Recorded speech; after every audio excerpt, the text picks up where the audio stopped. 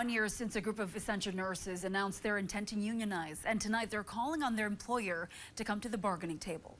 The advanced practice providers with Essentia's East Market voted to join the Minnesota Nurses Association this past July and became certified. Well, they claim Essentia has refused to recognize the union and negotiate a contract in good faith. They say the decision undermines the voices and contributions of the caregivers, breaking a promise and commitment they made with them.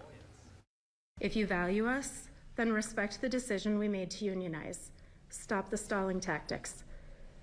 If you're sorry, then change the behavior that you've acknowledged led us to this point. Words without action mean very little. And right now you're sending a clear message, and it's not a good one. The group is presenting a petition to Essentia with more than 60% of APP's signatures demanding that they recognize the union and come to the bargaining table.